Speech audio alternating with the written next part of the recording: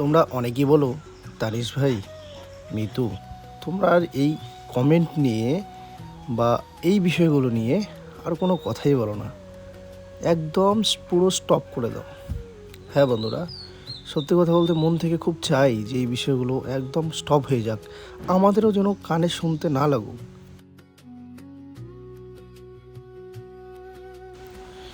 ভাবি কালকের ভিডিওতে আর এই সব বিষয়ে কোনো কিচ্ছু বলবো না, কিন্তু তারপরে আবার দেখি এমন এমন কিছু কমেন্ট আসে বন্ধুরা, উত্তর না দিলে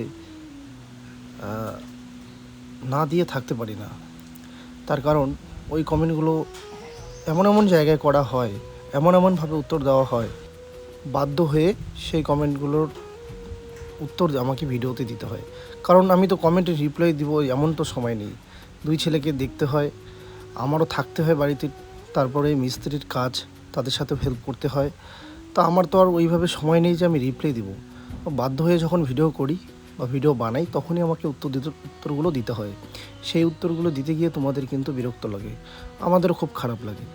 যাই হোক, কিছু কমেন্টের উত্তর আমি দিব, সেটা পরে দেবো, ভিডিও শুরুতে দিতে চাই না, কারণ তোমাদেরও খারাপ লাগবে। আর এই যে রান্নাবান্না দেখতে পাচ্ছ না, এটা আসলে আমার কিছু গবাদি পশু আছে, জীব আছে, তাদের জন্যই আমি কিছু খারাপ চাল, আমাদের ঘরে কিছু চাল নষ্ট হয়ে যায়, সেই চালগুলো সিদ্ধ করে খাওয়ানোর জন্য এখানে আমি প্রস্তুতি নিচ্ছি। বাড়িতে যখনই মিতু মিক্সার গ্রাইন্ডারে কিছু মিক্সড করবে, আর ওই শব্দে ছোট ছেলে এত ভয় পায়, ওর মাকে গিয়ে এইভাবে জড়িয়ে ধরে থাকে। সকাল থেকে কয়বার পড়ছো ভালো করে বলো। বন্ধুরা, বৃষ্টি পড়তেছে বাইরে, এখন বাজে ঘড়িতে বেলা 10:30। সকাল 7টা থেকে এই 10টা 10:30 পর্যন্ত ও 4বার পড়ছে, 4বার 4টা ড্রেস। হ্যাঁ, প্রচুর বকু খাইলো, আমার ডাঙও খাইছে। হ্যাঁ, মানে এত দুষ্টমি করে, মানে সহ্য হয় না, মানে আর কত সহ্য করবে, এরকম ব্যাপার। তো 4 থেকে 5টা ড্রেস ও চেঞ্জ করা হলো এই 3 ঘন্টার ব্যবধানে। কি অবস্থা বলো।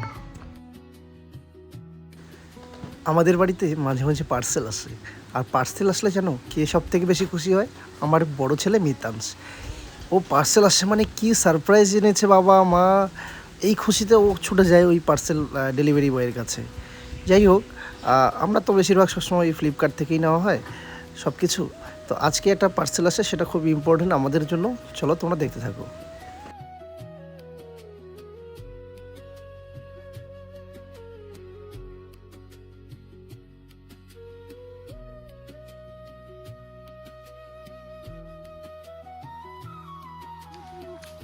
স্ট্যান্ড নিয়ে নিলাম একটা, আগের স্ট্যান্ডটা হয়ে গেছে খারাপ, লাগবে স্ট্যান্ড।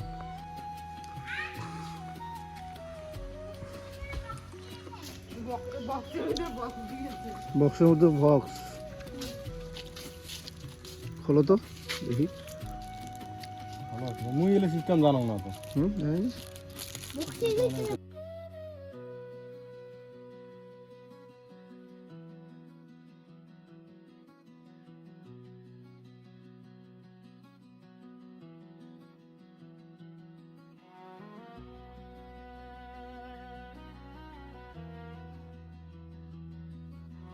হ্যালো বন্ধুরা, এইটা হচ্ছে নতুন স্ট্যান্ড আমাদের। আগের স্ট্যান্ডটা তো মিতাংশ ভেঙে ফেলে দিয়েছিল, আর এটা হচ্ছে নতুন স্ট্যান্ড, দেখতেই পারলে খুব ভালো স্ট্যান্ড। আর তোমাদের যদি পছন্দ হয়ে থাকে তাহলে হচ্ছে এই স্ট্যান্ডটি আমি প্রোডাক্ট লিঙ্কে ডিসপ্লেতে ট্যাগ করে দেবো, আর তোমরা ওখান থেকে অর্ডার করতে পারো ডাইরেক্ট ফ্লিপকার্টে চলে যাবে। আর এটা কিন্তু কোনো রকম প্রমোশন বা স্পন্সরশিপের ভিডিও নয়, আগেই বলেছি, জাস্ট আমার ভালো লাগলো স্ট্যান্ডটা, মানে বাজেটের মধ্যে খুব সুন্দর। তোমরা যারা নতুন ইউটিউবে ভিডিও বানাচ্ছো বা করছো, স্ট্যান্ডটা কিন্তু কম্পালসারি, কারণ স্ট্যান্ড ছাড়া তুমি ভিডিও করতে পারবে না। খুব দামি মোবাইল না হলেও চলবে বা দামি রিং লাইট না হলেও চলবে, কিন্তু স্ট্যান্ডটা লাগবে, কারণ তুমি স্ট্যান্ড দিয়ে ভিডিও বানাবে। যাই হোক, এটা একটা ছোট্ট তোমাদেরকে আমি দিয়ে দিলাম, যদি ভালো লাগে আমি দিয়ে দেবো তোমাদেরকে ট্যাগ করে ডিসপ্লের মধ্যে, তোমরা ওই প্রোডাক্টটি ট্যাগ করলে পেয়ে যাবে। চলো।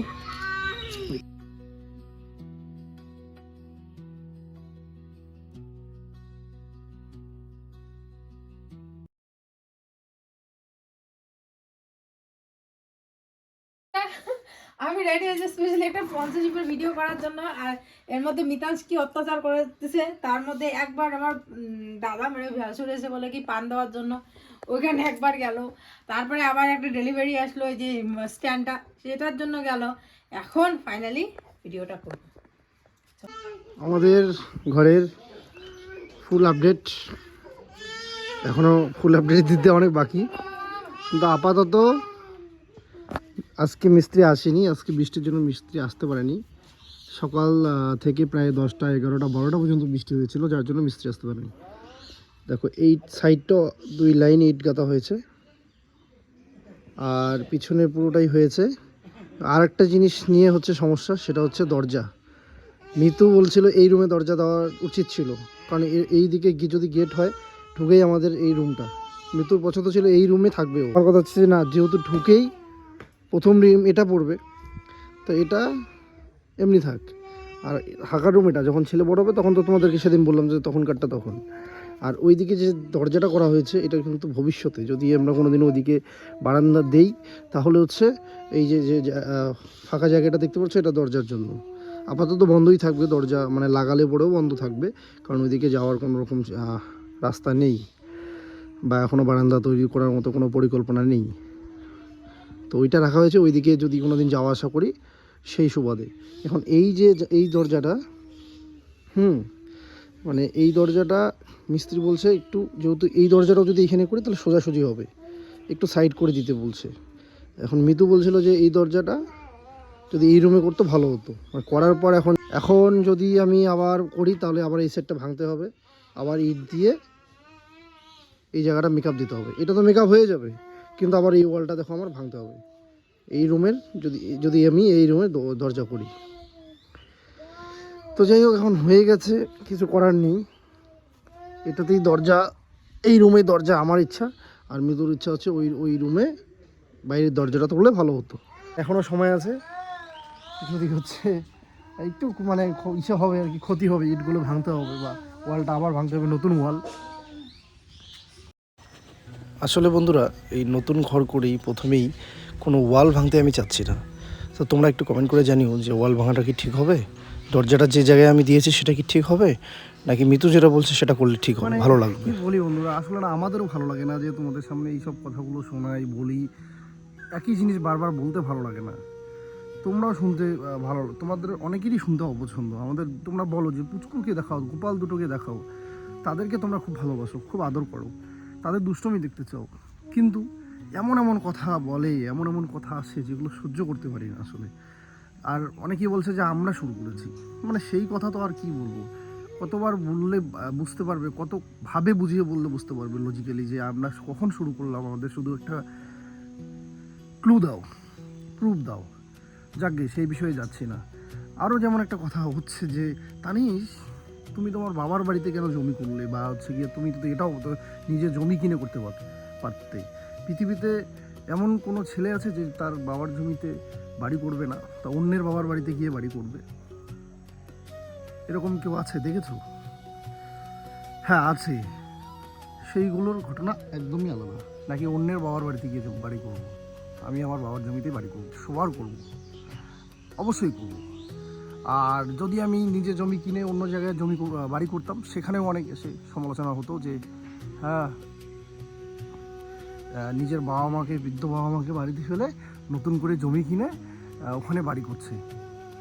তো কী করবো বলো?